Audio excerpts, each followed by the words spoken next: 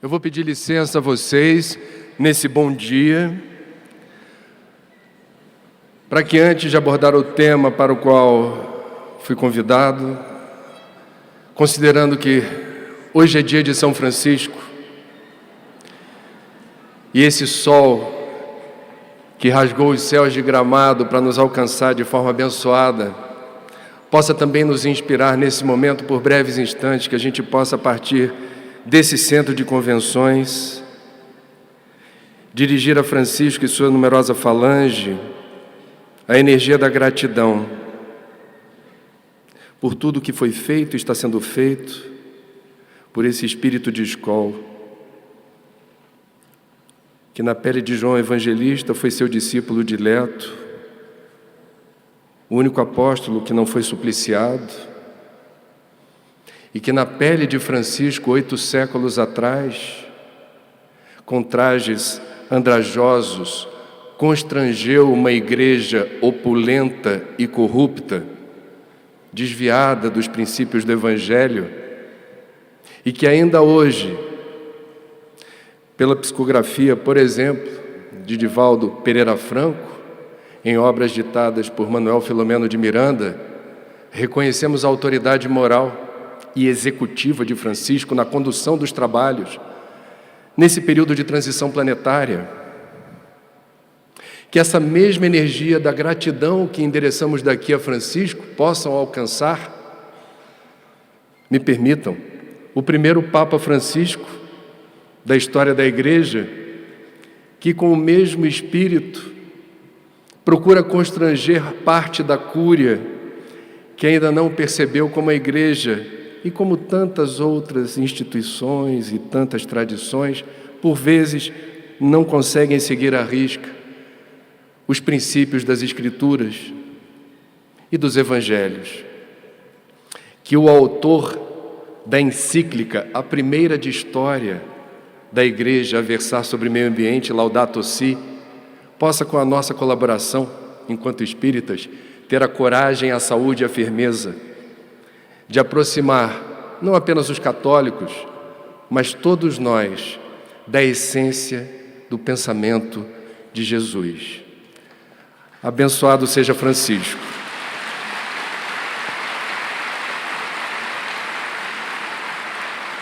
Meus amigos, todos nós conhecemos o ditado popular, bastante conhecido, que diz o seguinte: diga-me com quem andas e te direi quem és. Quando o assunto é obsessão, talvez a gente deva inverter aqui a ordem do ditado, reconstituí-lo em outros termos. Diga-me quem és e te direi com quem andas, porque nós somos ímãs ambulantes, irradiando o tempo inteiro sinais, na forma de pensamentos e emoções que se consolidam, dependendo da intensidade e da frequência, na nossa psicosfera, determinando respostas. Nós atraímos, a partir dos sinais emitidos, aqueles que conosco vibram na mesma sintonia. Neste e em outros mundos, nesta e em outras moradas do Pai, nós sempre haveremos de reconhecer uma condição importante: nunca estamos sós. Mesmo em mundos mais evoluídos, haverá aqueles seres mais quintessenciados, que poderão se fazer visíveis, tangíveis ou não, mas estão intercambiando informações, influências e energias com os seres mais densificados na matéria. Nunca estamos sós. Se tivéssemos o dom de perceber tudo o que ocorre à nossa volta, provavelmente não teríamos estrutura psíquica para suportar a carga de informações que ocorrem o tempo inteiro por intermédio de várias, múltiplas companhias simpáticas ou antipáticas a nós. Essa informação, nunca estamos sós, remete a uma lembrança de uma jornada parecida como essa em Gramado, que teve lugar, se não me engano, em Olinda, Pernambuco, quando um psicólogo, conferencista espírita, relatou um episódio curioso no atendimento a uma pessoa que não é espírita e que recebeu essa informação certamente da pior maneira possível numa casa espírita, a de que nunca estamos sós, e respondeu a essa informação de uma forma desequilibrada. Isso causou uma profunda angústia, uma profunda ansiedade nessa pessoa. Como assim nunca estamos sós? Eu não tenho privacidade? Eu não tenho meus momentos sozinha? Quando ela chegou no consultório precisando de ajuda, ela já estava há longos 2 meses sem se despir e sem tomar banho, intimidada com essas presenças ocultas que poderiam vê-la numa situação que ela não queria cumplicidade, ela não queria compartilhar aspectos da sua intimidade. Vejam como é delicada a informação que, para nós espíritas, que precisamos estudar minimamente a doutrina para compreender o que foi muito bem colocado pelo Dr. Alberto, as conexões, as pontes, como é que você se situa no tabuleiro da vida.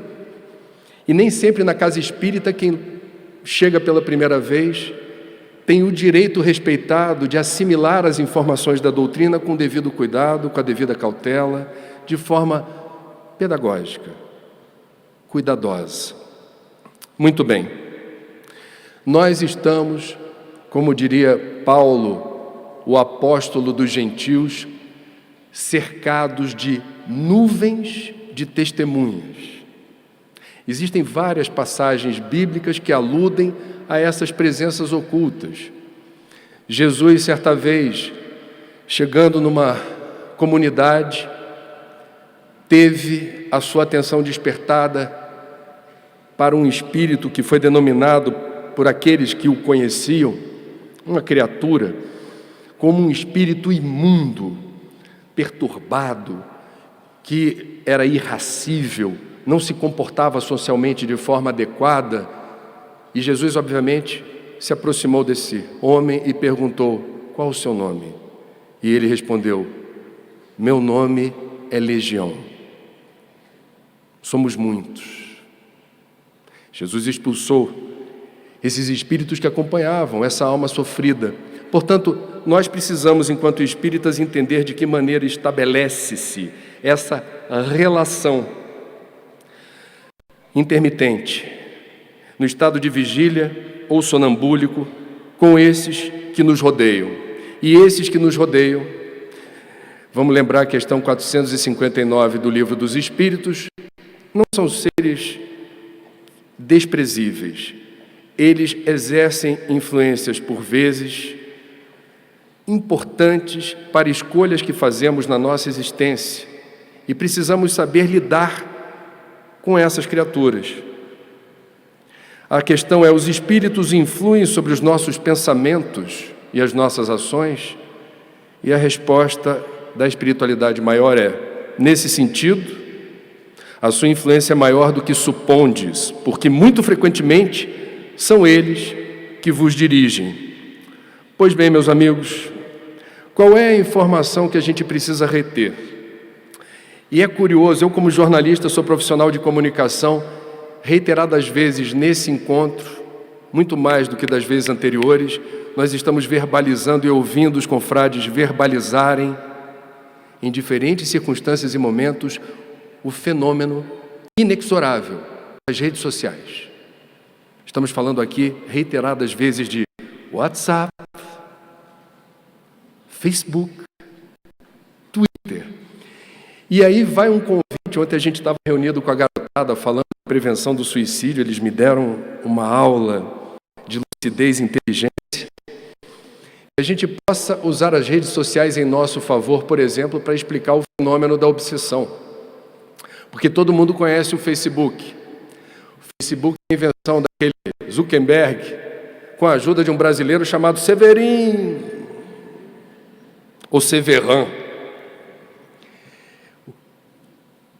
Nós temos o Mind Book. O Espiritismo já fala de Facebook em outros termos há muito tempo. Nós plasmamos o tempo inteiro formas, pensamento, ideias ou emoções que ficam estampadas na telinha do nosso Mind Book. E isso literalmente se torna visível, tangível e acessível para todos aqueles que nos rodeiam na nuvem. Veja a simetria com que Paulo disse, cercado de nuvem de testemunhas. Nuvem é uma expressão que os estudiosos da informática, os navegadores, os provedores de conteúdo também usam. É a nuvem do território livre da internet. Pois bem, estampamos os pensamentos e emoções que se consolidam na nossa psicosfera e receberemos curtidas. Teremos seguidores para o bem, em nosso favor, em favor do nosso equilíbrio, da nossa paz, da nossa serenidade.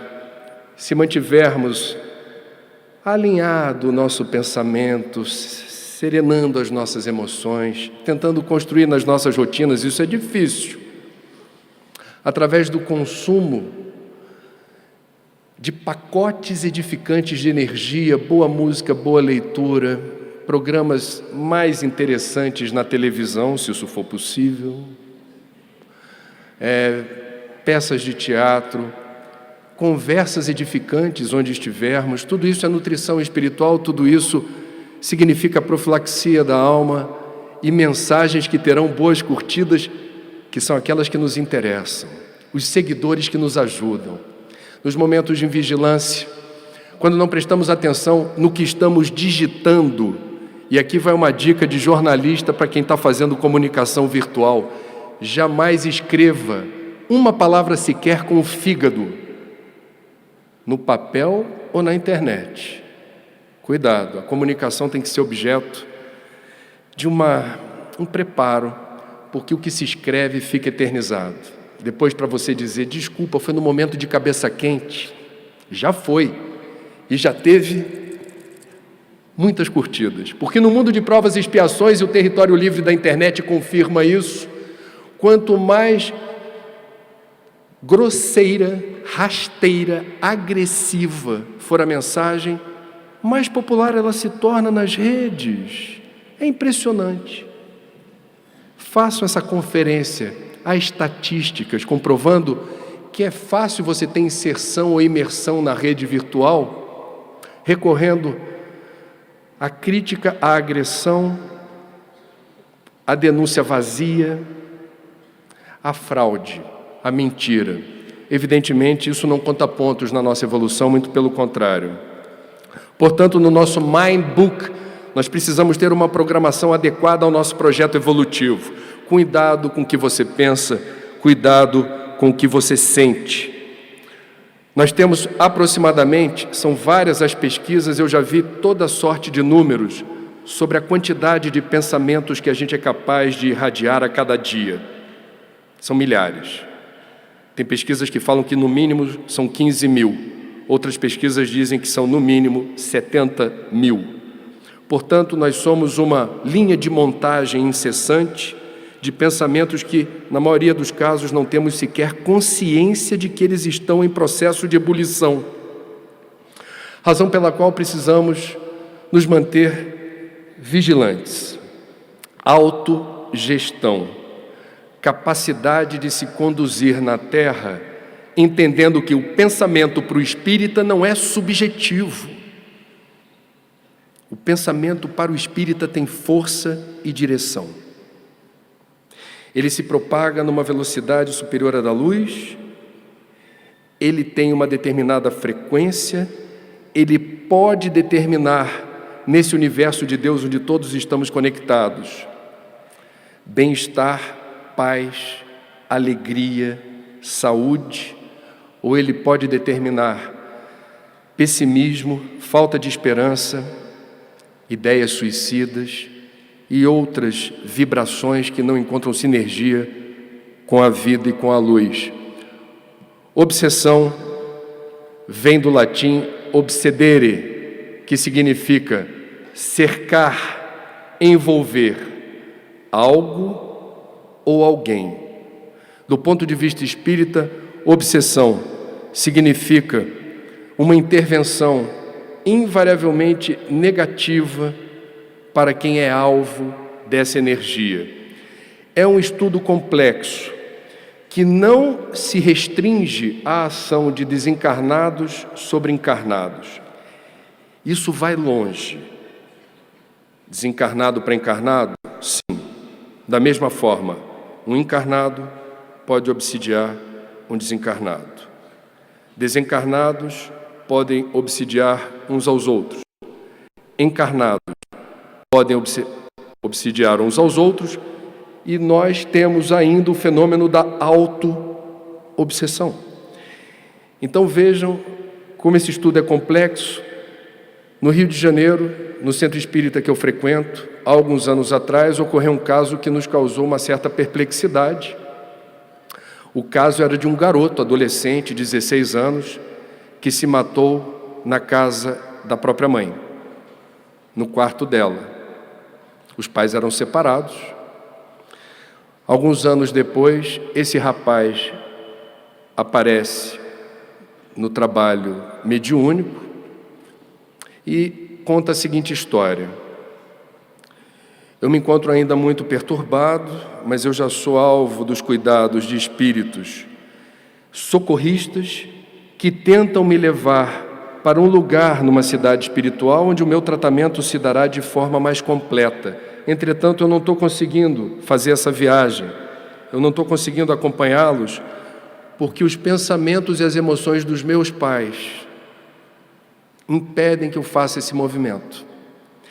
E o pedido que foi feito por esse rapaz se deu no sentido de que nós fizéssemos contato com os pais, reportando o que esse garoto estava dizendo, para que os pais tentassem, de alguma maneira, mudar essa vibração.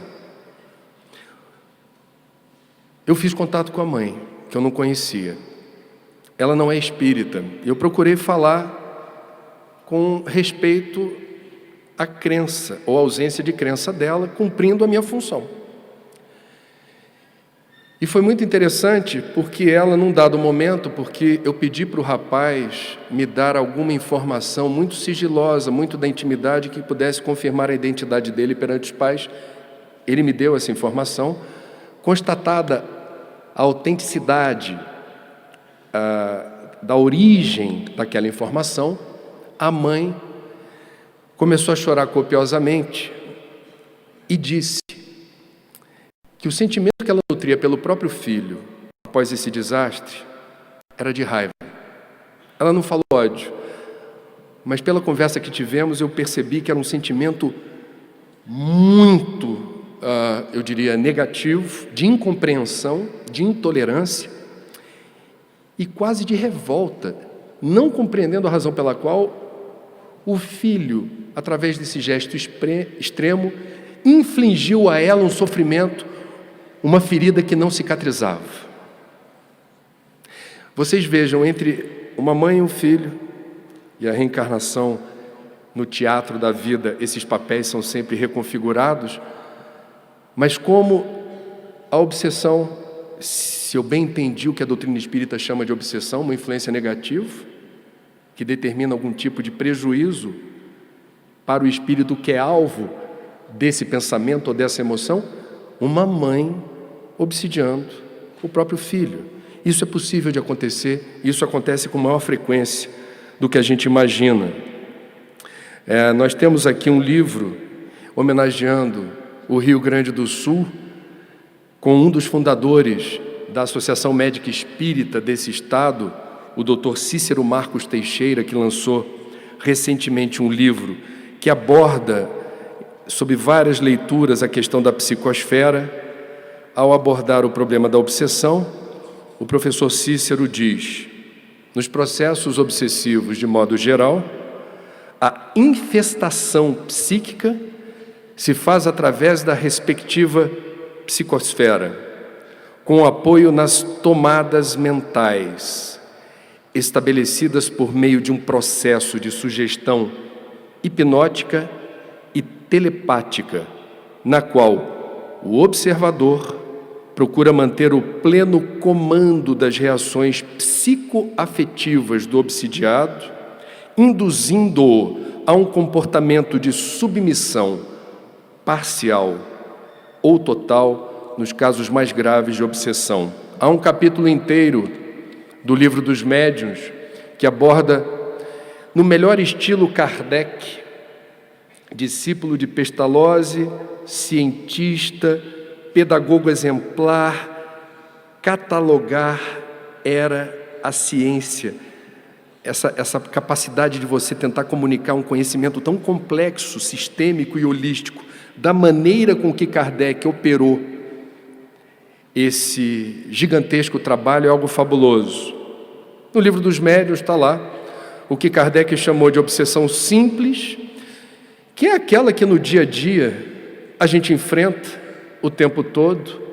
São pensamentos implantados quando a gente abre a guarda, e é mais fácil detectar quando, de repente, subitamente, nós nos sentimos, por vezes, entretidos com uma ideia que a gente não sabe de onde veio.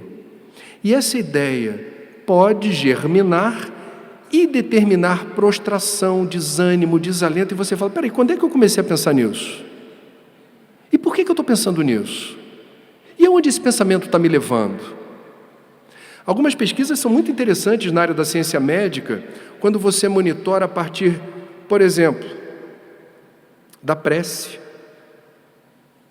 Você coloca sobre o paciente cobaia eletrodos e fala assim: agora pode rezar. E no ato da prece, há uma transformação metabólica, pressão arterial, batimento cardíaco, temperatura do corpo, sudorese. A pessoa determina, a partir da prece, uma mudança imediata, mas não espera muito tempo. É uma fração de segundo, você determina um outro estado vibracional, uma outra resposta metabólica, com interferência inclusive na capacidade do seu sistema imunológico estar mais robusto, mais protegido. Obsessão simples, portanto, é aquela do dia a dia. Os budistas chamam de macaquinho travesso, o pensamento invigilante. Quando a gente não tem a menor noção, a menor preocupação em autorreferenciar no que estou pensando hoje, como está minha cabeça agora, o que eu estou fazendo nesse momento do ponto de vista da minha vibração, onde ela está, de que maneira ela está. Quando a invigilância impera, o macaquinho travesso comemora e vai pulando de galho em galho, sem nenhum comprometimento com nada, e nós vamos junto com eles. Razão pela qual os budistas preconizam, como hábito importante num projeto evolutivo, a meditação. Joana de Ângeles fala muito sobre meditação, seja qual for a técnica escolhida. Mal comparando, a meditação tem a função de um forno autolimpante. Ela determina a partir, ou você prestando atenção na sua respiração, ou você repetindo mentalmente um mantra que distrai os sentidos e permite que você, com foco, dilua todas as impurezas, todos os pensamentos que ocupam espaço. Nós estamos limpando o HD. Nós estamos instalando um antivírus. A mente é tábula rasa. Ou a gente assume o comando da programação, ou não faltarão candidatos à programação da nossa mente.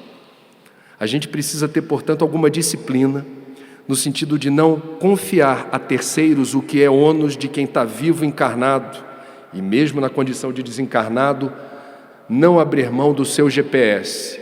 Você precisa ter o controle de onde você está e para onde você vai. Obsessão simples é do dia a dia. Kardec fala ainda da fascinação e da subjugação. São outros gradientes de interferência ou de influência que podem determinar nos estágios mais avançados a perda do controle de certos movimentos do corpo. Você não tem mais o autocomando em certas situações, o que é muito humilhante para alguém que não tem a chance de autocontrolar-se, por exemplo, na hora de estender uma mão, na hora de andar ou na hora de ajoelhar. Ela não está no comando. Nesses casos, quando ocorre, por exemplo, o suicídio, e a gente precisa ter esse cuidado de não generalizar a mesma destinação espiritual de todas as pessoas que cometem autoextermínio, uma pessoa nesse estado de subjugação ou possessão, obviamente, dado esse nível de interferência, quando a gente fala de tamanha sinergia, esses clichês mentais que conjugam diferentes seres irmanados numa mesma vibração tóxica que torna o livre-arbítrio obnubilado. Nesses casos, o suicídio, no plano espiritual, obviamente, o destino desse que se mata não pode ser comparado a de alguém sem uma psicopatologia claramente diagnosticada, de forma fria e calculista, que resolve abandonar a existência. São duas realidades completamente distintas, e isso é levado em conta, embora em nenhuma hipótese o suicídio signifique libertação, alívio ou solução para os problemas. Meus amigos, vejamos no dia a dia de que maneira a gente talvez devesse ter mais atenção para o risco de estarmos sob influência ou com os canais tragicamente abertos para sugestões nefastas. Gramado é uma cidade que me chama a atenção não só pelo fato de ter 20 e poucos táxis, mas pelo fato de eu poder atravessar a rua sem um semáforo, sem um sinal. Isso para carioca é perigoso. Se você passa muito tempo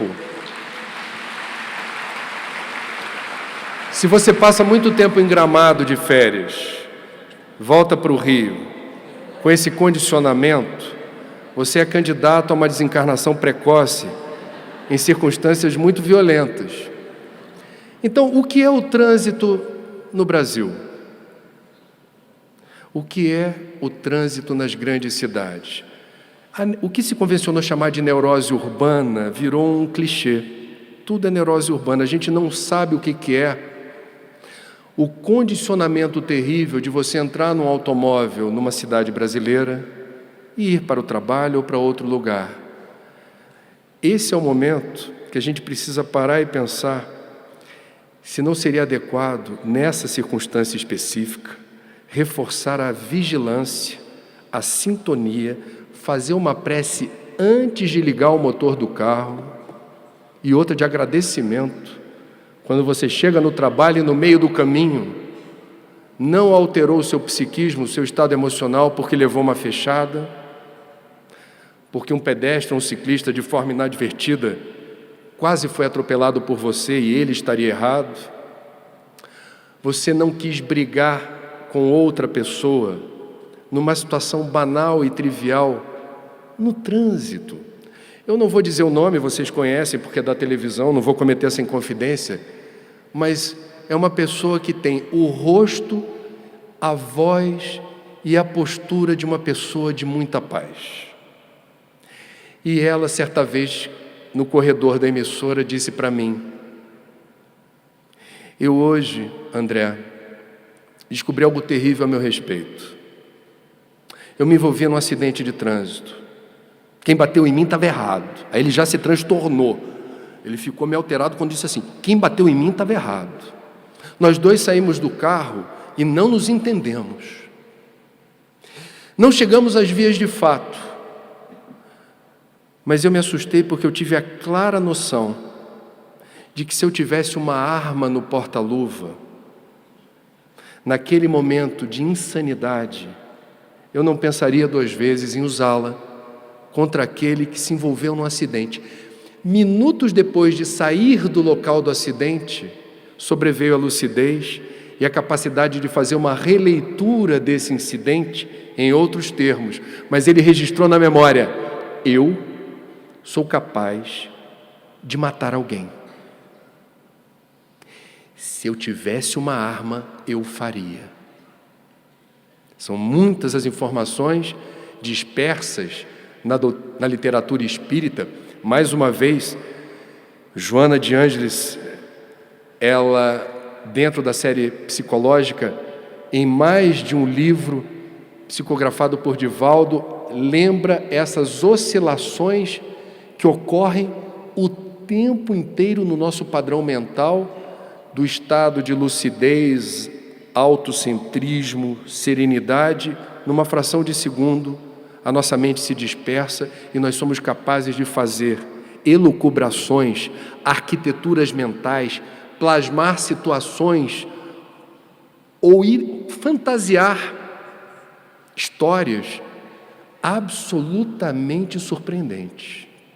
Nós somos assim, no nosso nível evolutivo, essa escadinha, essa oscilação, essa montanha russa continua demandando de nós muita atenção e cuidado.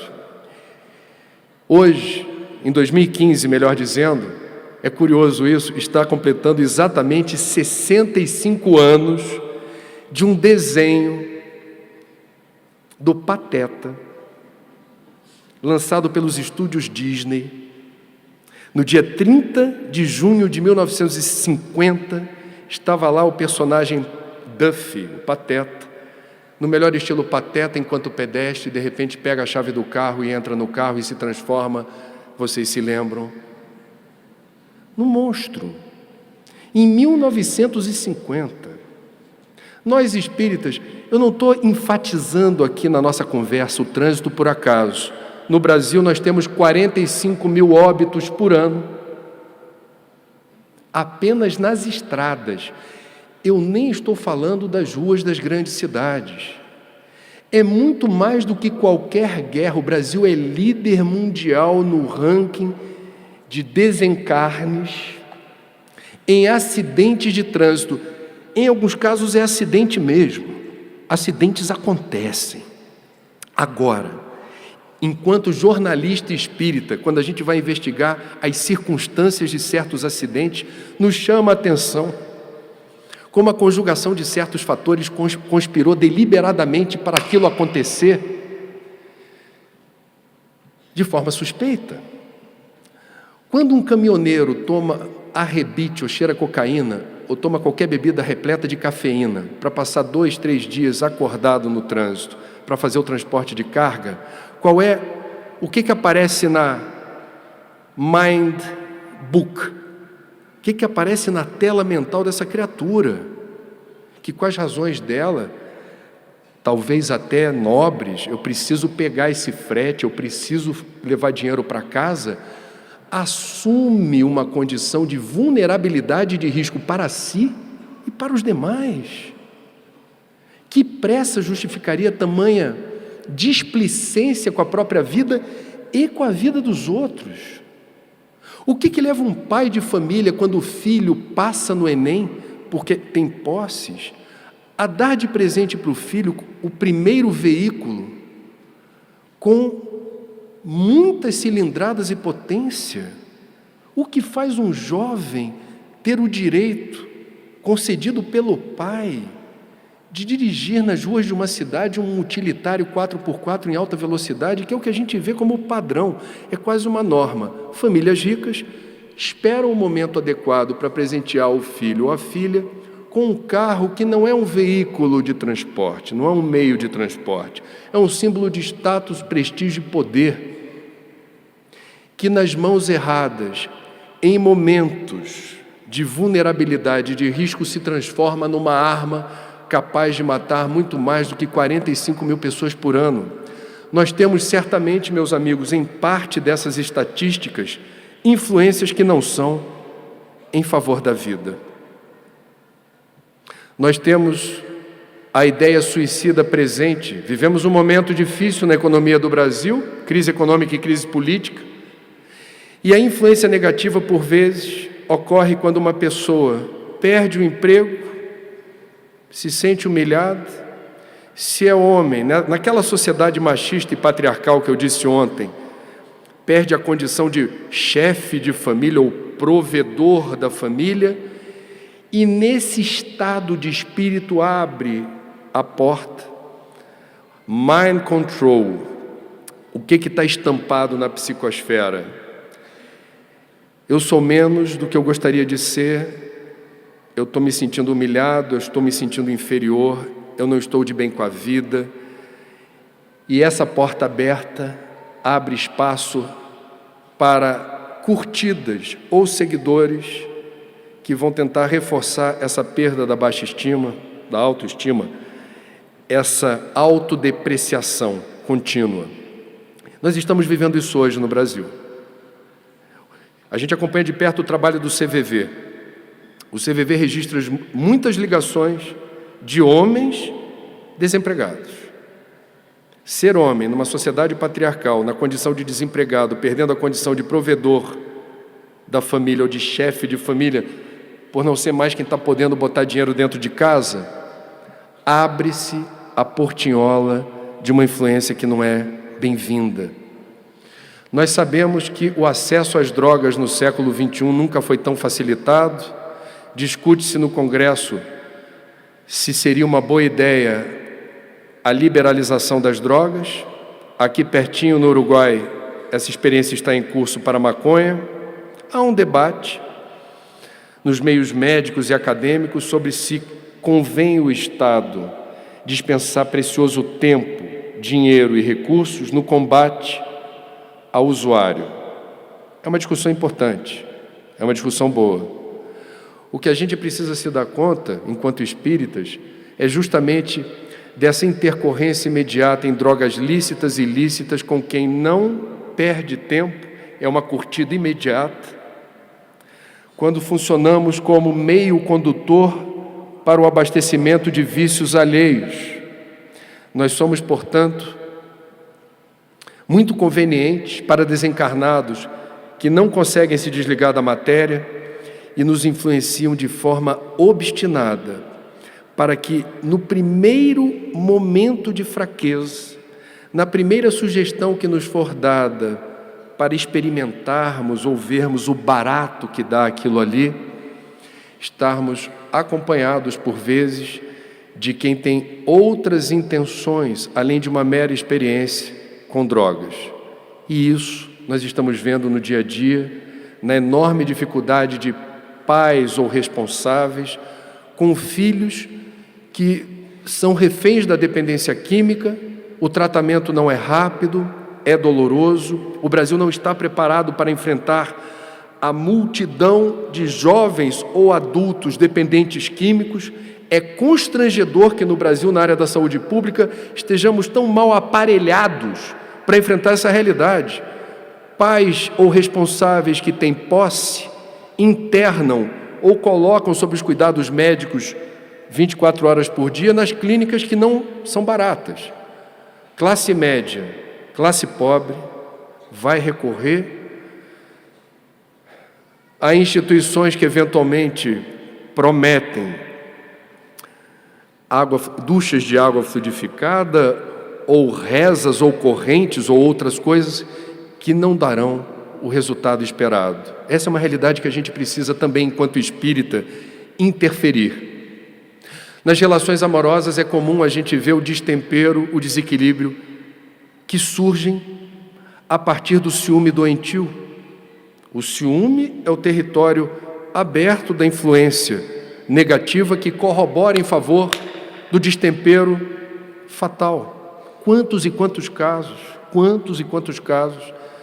de homicídio ou tentativa de homicídio ou de agressões graves têm lugar a partir da ilusão de que o outro me pertence. O outro é meu. Se o outro age de uma forma que não me agrada, se eu vou registrar isso como uma traição em alto grau, eu me julgo no direito de retaliar. Mahatma Gandhi disse certa vez, ele fez aniversário essa semana, que se for para vingar o olho por olho, dente por dente, não sobraria nenhum de nós. É óbvio que esse não é o protocolo de resposta que se espera de um espírita. Precisamos fazer diferente.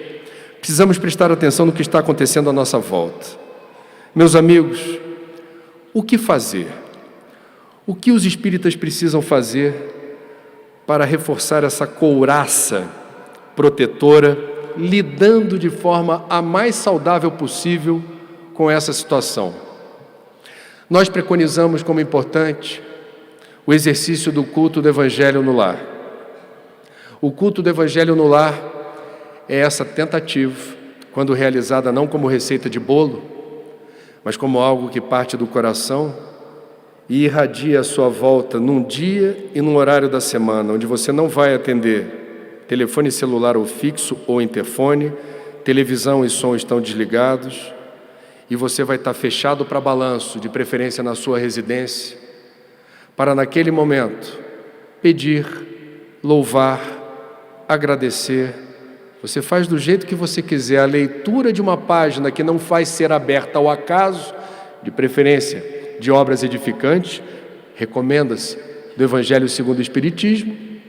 Lê em voz alta, porque não é só para você. Quem está ali precisa escutar, e eventualmente quem está ali nem tem ligação com a sua casa ou sua família, é alguém que, porque você é disciplinado e faz o culto do Evangelho no lar na hora certinha, é conduzido até o seu ambiente doméstico para ouvir de um encarnado aquilo que precisa ser dito. Essa é a profilaxia da nossa casa. Nossos guias e mentores estabelecem contato e irradiam a partir do nosso ambiente doméstico fluidos de paz, de amor, de cura, de equilíbrio, higienizando, limpando, retirando miasmas e formas de pensamento que, quando acumulados, podem determinar, invariavelmente determinam, estados patológicos, insônia, inapetência, desânimo, prostração, eventualmente ideias suicidas. É possível fazer diferente. A prece para os espíritas não pode ser recitada. A prece para nós espíritas não prescinde de palavras bonitas, não prescinde de poesia, não prescinde de longos textos. Precisamos reportar o que o nosso coração está sentindo direto, com o canal aberto, com Deus. Algo que incomodou bastante a Inquisição vigente no século XIX a partir da doutrina espírita é que nós dispensamos intermediários. Nós não precisamos de sacerdotes, nós não precisamos de velas ou rituais. Nós estabelecemos canal direto com Deus, a hora e no momento, no lugar em que nós quisermos. Façamos bom uso disso. Eu tive um colega de mocidade que era bancário. Ele era mais velho do que a gente, era o nosso, na verdade, instrutor, facilitador. Ele contou numa reunião de mocidade e a gente achou muita graça. Ele falou: o melhor lugar que eu descobri para me conectar com o alto no meu ambiente de trabalho é o banheiro. É o lugar da trégua. E é o lugar onde eu me refugio nos momentos difíceis. A gente morreu de rir, era todo mundo garota, falando assim: ah, você está de brincadeira, que isso, tem outro lugar não? Por que não?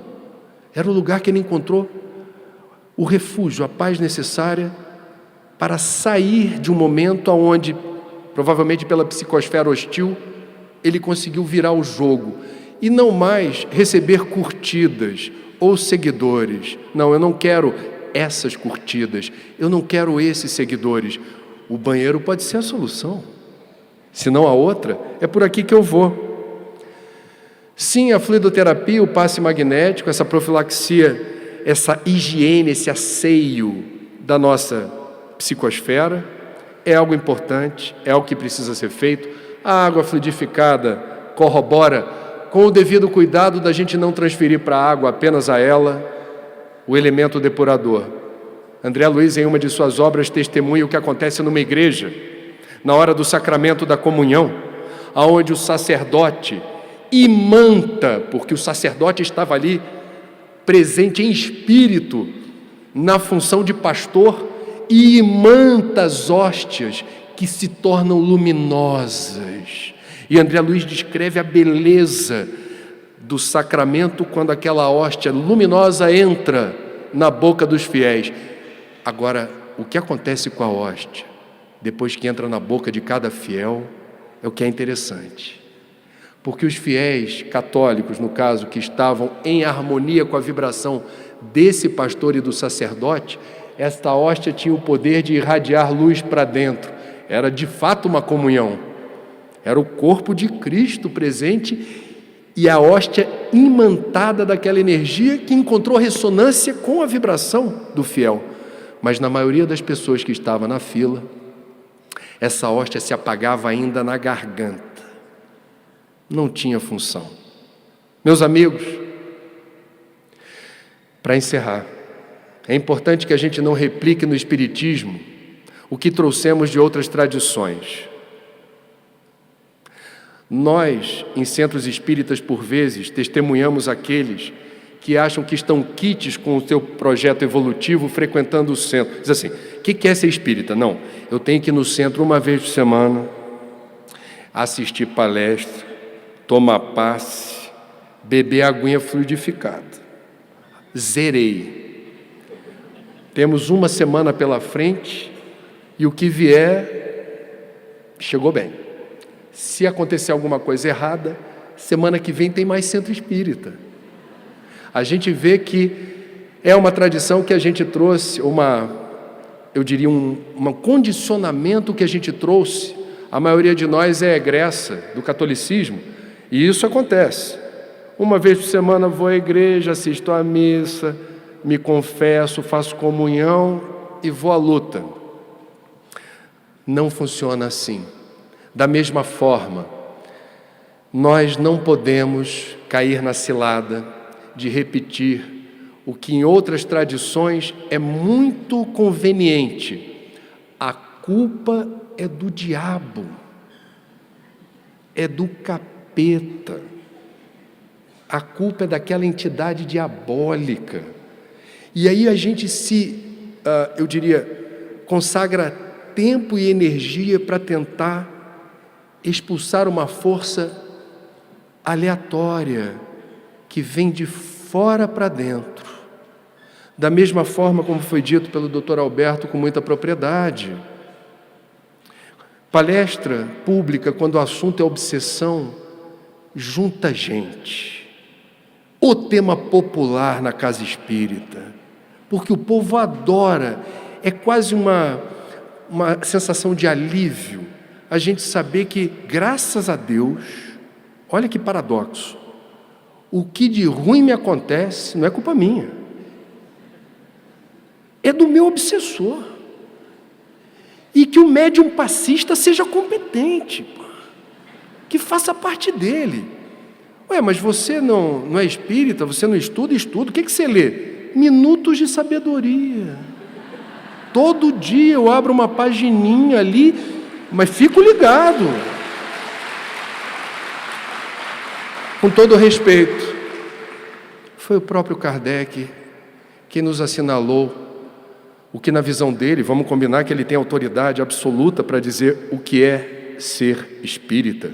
Reconhece-se o verdadeiro espírita pela força, pela coragem, pelo empenho que consagra na superação das próprias imperfeições e pelo estudo que precisa fazer para a compreensão de uma doutrina que simplesmente revela as leis que regem a vida e o universo.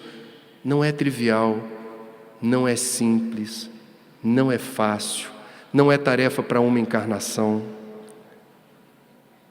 Viver é um privilégio, mas viver implica em responsabilidade. A primeira delas, eu sou o senhor do meu destino.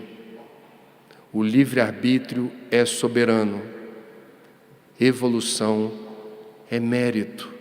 Façamos nós a nossa parte e não terceirizemos a solução para aquilo que a gente posta a cada segundo no nosso Facebook espiritual. Obrigado pela atenção.